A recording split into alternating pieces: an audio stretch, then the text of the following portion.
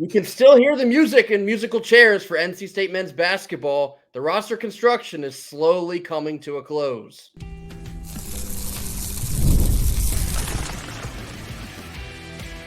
You are Locked On Wolfpack, your daily podcast on the NC State Wolfpack, part of the Locked On Podcast Network, your team every day. What's up, Wolfpack Nation? It's time to get locked in with Locked On.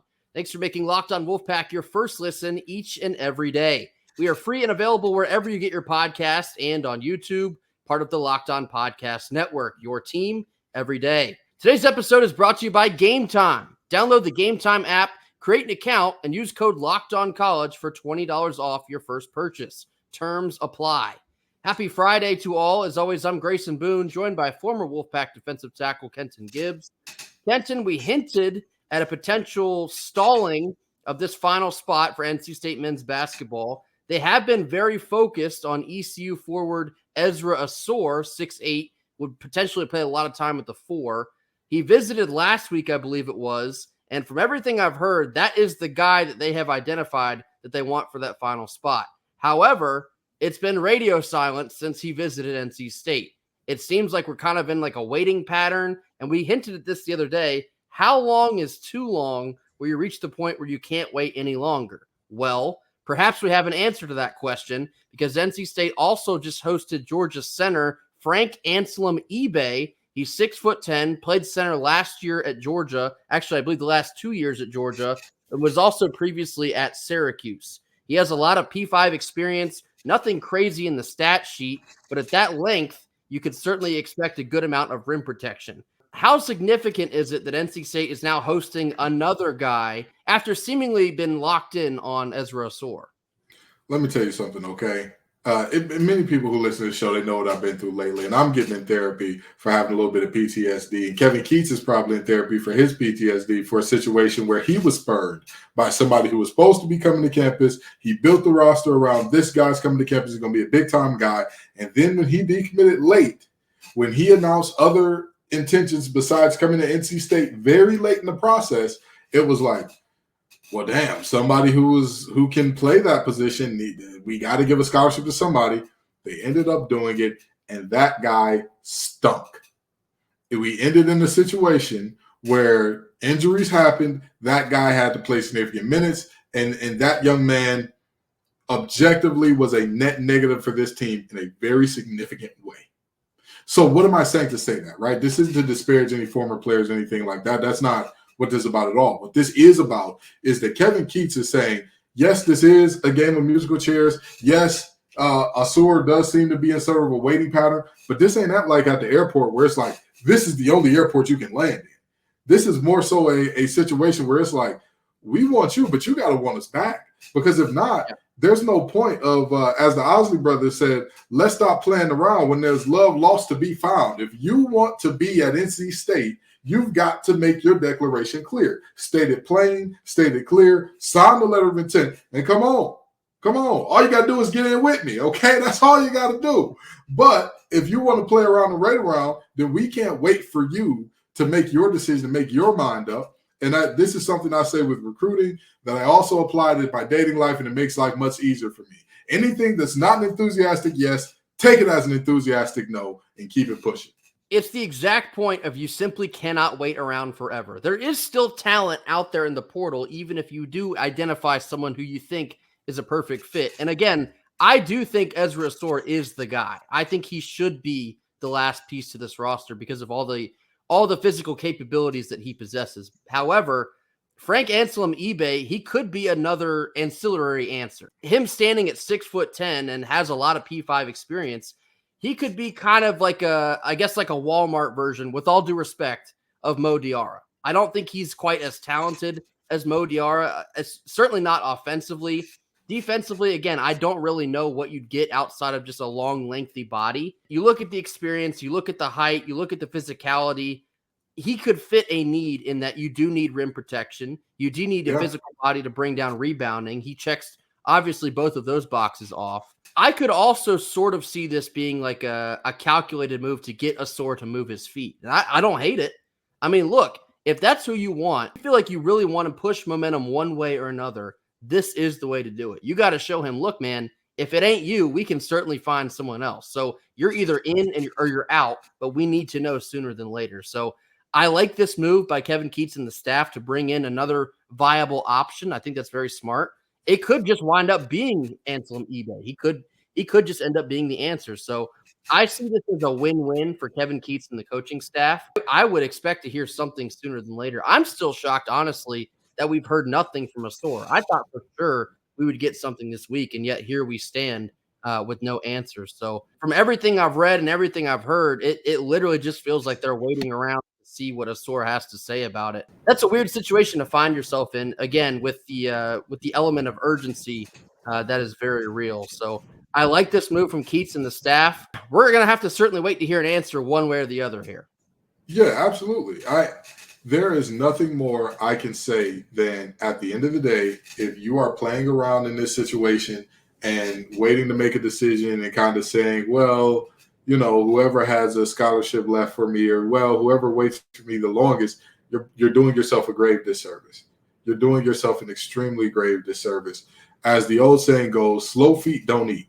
And if you are moving slow on this one, if you're trying to slow play this decision and work it out, I can't think of a single sport where taking your sweet time and going all day to make the decision to do a thing is a good. You're a baseball guy. I'm a football guy. I've never heard of, hey, when you pick up that ground ball, make sure you pat it a few times. Just pat it into your glove before you throw it.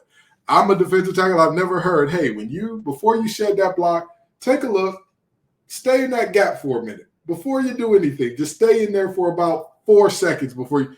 At the end of the day, we need a decision here. And I don't see this new young man that's coming to the picture as much of a hey, this is a guy that can maybe play serviceable minutes as much as this is a sure thing that we want the really explosive high ceiling guy. But at the end of the day, we don't need you. If you're gonna play around and we can't, get a hold of you and we don't know what's going on, that's fine. You go where you're going to go, do what you're going to do. But on this end, things still got to go. As the old saying goes, one particular act can't stop the show. It must go on. I keep going back to NC State coming off of this Final Four run. We've talked about this a lot, but they're standing in a position of power. They should be in the spot where they get to take who they want and not have to settle for whoever they can get that's still left. I'm sure Coach Keatts is doing this, but they need to be very blunt about where the rest of the situation needs to play out. Maybe even give them a timeline. Be like, look, man, we're bringing in other talent here. If it ain't you by XYZ date, we're going to have to move on. Because, they don't want to wage this out into the summer. And the longer this plays out, the more variables can come into play, like potentially another school offering up more NIL, whatever it may be. So to bring in another viable option in Frank Anselem-Ibe, I like this. Make somebody move their feet here, because we got to get an answer here before we move into the summer. Let me tell you this. I was a tech recruiter when the job market is not like it is now, when it was like great times and every junior engineer fresh out of college was demanding 150 and all that. And I'm trying to tell you, even then, we may not have given exploding offers like, hey, you need to have an answer by this weekend. But folks weren't waiting around for weeks for a job that is much less niche than what there are more people who know how to code in Python than are 6'10" and can go get it off the top of the rip. There are just more people who can do that. And we still weren't waiting around saying, well, you're our guy. You make a decision and you go with it and you rock out with that. Coming up next, we're getting into Fan Friday, addressing our top comments of the week after a quick word from our sponsors. Our first sponsor of the day is Gametime. Gametime is now an authorized ticket marketplace of the NBA, which makes getting playoff tickets even faster and easier. With killer last-minute deals, all-in prices, views from your seat, and their lowest price guarantee, Gametime takes the guesswork out of buying NBA tickets. You can save up to 60% off buying last-minute tickets for sports, concerts, comedy, theater, you name it, they got it, all on an app that is super easy to use. Toggling their all-in pricing feature will show your total upfront, so you receive zero surprises at checkout. And you can see a panoramic view from your seat in the app before you buy, so you know exactly what to expect when you're sitting down. So take all of the guesswork out of buying NBA playoff tickets with Gametime. Download the Gametime app, create an account, and use code LOCKEDONCollege for $20 off your first purchase. Terms apply. And again, create an account and use redeem code LOCKEDONCollege, LOCKEDONCOLLEGE, Locked On College, for $20 off. Download Gametime today. Last minute tickets, lowest price, guaranteed. Middle portion of our Friday show. Now time for Fan Friday, addressing our top comments of the week. Here we go. First one comes from the Devil's Advocate. He says, don't we also have Donovan Kaufman from Auburn coming onto campus as well? So yes, this is my fault. Yesterday, discussing the safeties that are on the roster, looking down the roster, Donovan Kaufman from Auburn is not yet on it because he was a late transfer addition. He will be arriving on campus sometime in the next week, but I did not see him on the roster and briefly forgot that he existed. So my apologies to Donovan Kaufman. He is a safety that is on this roster and more than likely will be contributing here in the fall. We talked about the importance of adding KJ Martin to the secondary yesterday. Donovan Kaufman from Auburn will also be making probably a very large impact. Yeah, like I said, I'm not really worried about the safeties. I'm not super worried about them. That's not a group where I'm sitting up here scratching my head saying like, oh, I'm concerned for that group. Again, I think that they have enough combination of old and young to get it done. I think they have enough in terms of guys I know ceiling is through the roof and guys who are already proven producers, and Kaufman adds into the guys. I think, you look at him and you say, I wouldn't be surprised if he produces next year. Don't color me shocked if he does. Next one comes from Mr. October Wolf. He says, you guys say all the wide receivers and running backs that have so many years remaining, but with the transfer portal, all positions are somewhat vulnerable. Just makes me nervous a bit. So I think this is a little bit of a double-edged sword, and being that the transfer portal basically makes anyone able to be poached by teams with a lot of money, that certainly is a very real aspect. The amount of eligibility remaining on our team is undoubtedly an upside. And I look specifically at Casey Concepcion, who was our most electric player last year as just a freshman. Tom Lavolsi and Savage Wolves did the 1,000 IQ move and immediately locked in KC as soon as the offseason rolled around to ensure that he would be here. You can prop him up as, I don't want to say bait, but as an advertisement to everyone else, young, old, whoever in the portal, high school. Hey guys, look at the star we had. What he did as just a freshman. We have a ton of snaps available for guys of all ages. You want them, come get them right here at NC State. And you saw what that did. You bring in Noah Rogers, you bring in Wesley Grimes, you bring in a ton of super talented freshmen. Is there a slight fear that talent will get poached? Sure. However, I'd much rather have all of the talent than have to scrap for talent like we did last year. And right. I would much rather have to deal with a ton of freshmen and sophomores that are all hungry for the opportunity than having to look around at seniors and poke them with a stick, say, hey, can one of y'all please get open? We're dying for some catches here. So I'm amped for the amount of young talent we have on this roster, because if the young talent you get comes in and they immediately provide like the way that KC did, I'm looking at guys like Jonathan Paylor, Noah Rogers. I think they could come in and make instant impacts. I'd much rather have that scenario than the latter. First off, poke the seniors with a stick and say, hey, please get open. Insane. But also, you're right. Where's the lie? Where's the lie? You're right. But that's where I was going next. You're right. I mean, Mr. October Wolf, with all due respect, you're going to end up in one place or the other. Which one would you rather have? Too many weapons to where if somebody told me, hey, Kenny, which of the guys that you think is not going to be a starter this year do you like the most coming out of the spring? I would have said Julian Gray by a mile. I would have said that's the guy that I don't think he'll be a starter just because of positional fit and because most likely he'll end up slotted behind KC. But I think that he's a superstar in the making. Which roster would you rather have? A roster where you have to get rid of a Julian Gray, or a roster where you have to play Julian Gray out of position because nobody else can do anything? You get what I'm saying? Like if I have to choose between the two, that's it. And from the standpoint of portal vulnerability, it reminds me of the old saying that, hey, the current thing that you're going through is the present. And so that's what you should enjoy and call it. Or that's why we call it that, because it should be enjoyed. It's literally exactly that for me. I look at this and I say, hey, NC State is in a place where we have a lot of great guys on the roster right now. Nobody knows what tomorrow's going to bring. Nobody knows how many guys are going to come back, how many guys are going to transfer. Who knows if guys are going to transfer in? Like I've talked about before, NC State, both football and basketball, or football in particular, I have under very good authority from some recruits who NC State is not in their top 10, top 8, top anything. If NC State is to win a conference championship this year, make any noise in the playoff, all of a sudden we're going to be finalists and winning some big-time recruits because they know they can win here. So if we end up in a situation where we have so many talented receivers and running backs that other talented receivers and running backs leave, I'm not upset at that. I'm not. Who would you rather be? The team that's so good guys are leaving, or the team that's so bad you're begging for other team scraps? Next one here comes from 98 A Reese. They say, I feel like you don't have to recruit positions as much out of high school anymore. Go get the best overall players and fill positional needs through the portal. So kind of like the last comment, I think this is also a little bit of a double-edged sword.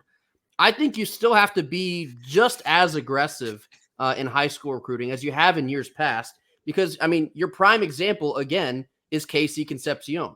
If you weren't as aggressive in landing a guy like that, who knows how many games we win last year? Maybe 4, maybe 5.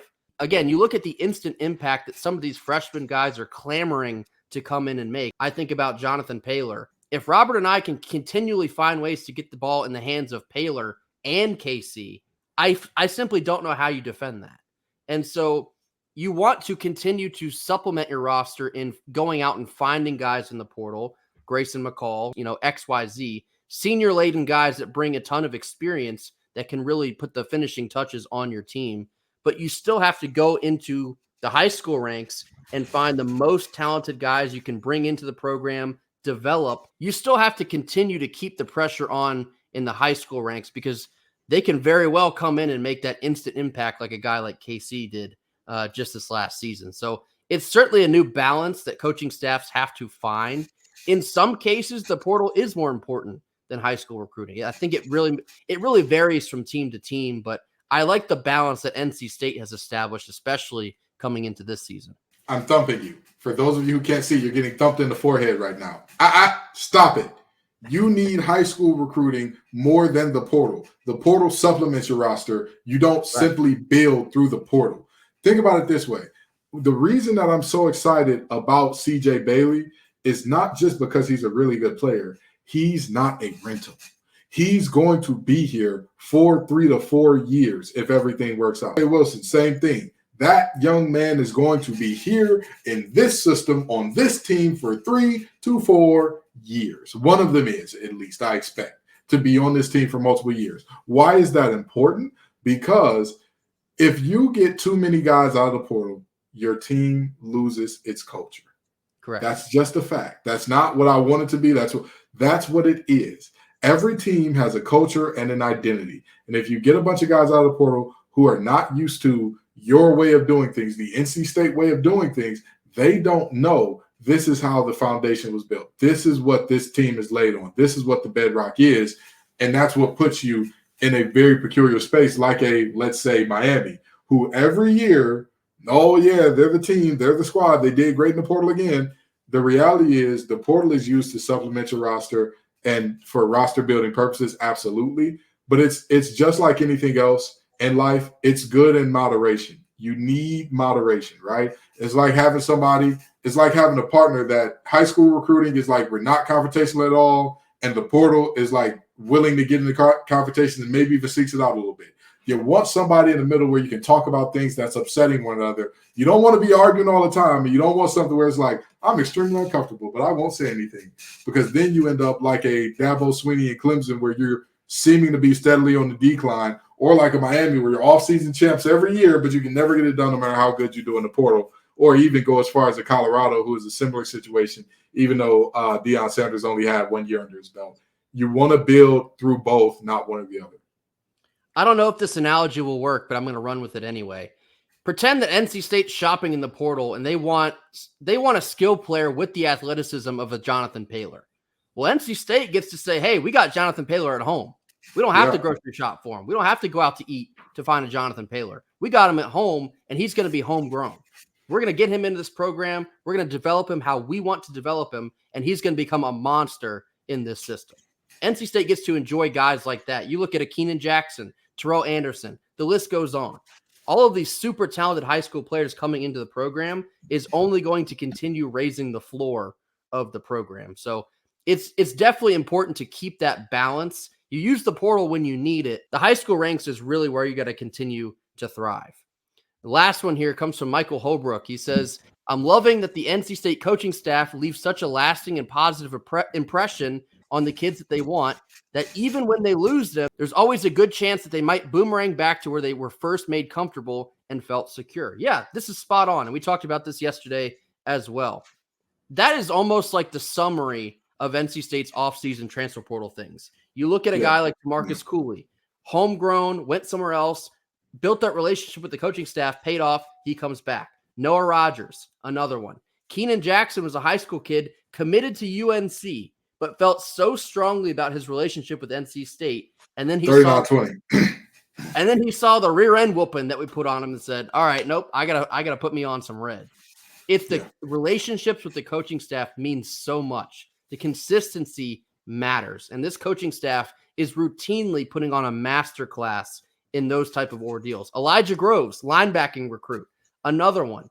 He had previously shown a lot of interest in NC State, committed to Kentucky, eventually decommitted, ran right back to that relationship that he built with Tony Gibson and the defensive staff. That type of stuff matters. Dave Dorn, Tony Gibson, and the whole coaching staff is crushing it on that front right now. Absolutely. Like you said, that keeping guys, keeping that relationship and all that the recruiting battle is never over until they're out of eligibility, period. Right. That's the new reality of college football. The recruiting battles are literally never over until they are all said and done with college football. So keeping those positive relationships, you can never go wrong with that. Coming up next, we're rounding out our Friday episode discussing the Pac-9's road opportunity up at Virginia this weekend. Still looking to build a resume. They got another big chance to do so after a quick word from our sponsors. Timeout. We got to pause here to talk more about Monopoly Go. And I get it. We discussed this a lot, but I'm telling you, you got to download Monopoly Go. You can team up with your friends for time tournaments where you work together to build up each other's boards. And the more you win together, the more awesome prizes you can unlock. These prizes include unique stickers that you can trade with friends to complete albums for bigger prizes, cool new playing pieces to travel hundreds of boards with, and hilarious emojis for taunting friends after you smash their buildings and heist their vaults. Plus, Monopoly Go feels new and exciting every day. They have constantly changing tournaments and challenges, including unique mini games such as digging for treasure and a robot pachinko machine. There's always new timed events to help you win big, like massive multipliers for everything you win or rent. There's always something fun to discover in Monopoly Go. So get off the bench and download it now free on Google Play or the App Store. Game on. Last couple of minutes of our Friday show. Yet another big weekend for the Pac-9 baseball team. They're on the road at Virginia this weekend. Virginia is ranked 10th in the country, so another ranked opponent that you got to go on the road and play in the ACC. We told you that the back half of this schedule is an absolute gauntlet for NC State, and they're going to a place that they really have not experienced a whole lot of success at Virginia. Yeah, and the reality is very simple. We've always talked about how Pac-9 gets up for a ranked opponent. In the words of one Kurt Cobain, here we are now, entertain us. Like you've got to get something done here. This is not a series in which you can lay down. Even though you and I both will feel very good about state's tournament chances right now, I don't feel super strong about hosting right now. So this is another opportunity to fully cement your resume so that regardless of what happens, if you just so happen to run into a few bad days at ACC tournament time, you still have something in you and on you to say, you know what, we're good. We can do this. Yeah, that's the perfect point. And they've already clinched their spot in the ACC tournament.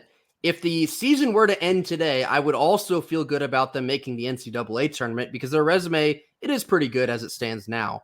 But again, they want to host. That is the mark that you want to be hitting in the postseason. And They are ranked. They only take the top 16 seeds, although sometimes it's not a hard stop at the top 16 ranked teams. It really does come down to resume. So quite frankly, if you're NC State, you have to find a way to go on the road and take this series from Virginia. I'm not asking for a sweep because that would be extremely hard to do. Virginia is a really good ball club. But if you go on the road and you find a way to take 2 out of 3, your chances of hosting get that much greater. Didn't really get the chance to capitalize on potential RPI with the shenanigans that Florida State pulled last weekend. You play Norfolk State on Tuesday, and even though you blast them, your RPI goes down because of the lack of the strength of scheduling in that point. No fault of our own. However, there really is not a clear way to put it.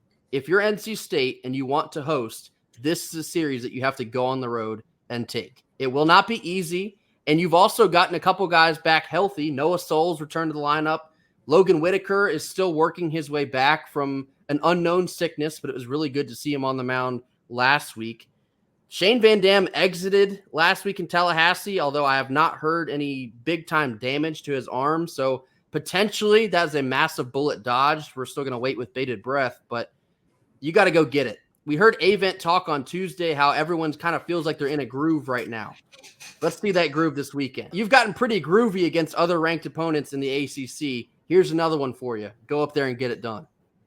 Yeah, in the words of Earth, Wind, and Fire, let's groove tonight, okay? Let's make it happen. If you're feeling good, keep feeling good. Keep it rolling. Makes good things happen on the road up in Charlottesville. That'll do it for us here on Friday and for the week. Thank you all so much for joining us. Be sure to hit that like button. Drop your comments in the comment box. We'll be sure to get to each and every one of those. I think we're only around 30 subscribers left to hit 2K. This weekend, tell a friend to tell a friend, mash that subscribe button so we can hit 2K and beyond. We will see you all on Monday. Enjoy your weekend. And until then, go Pack. Go Pack.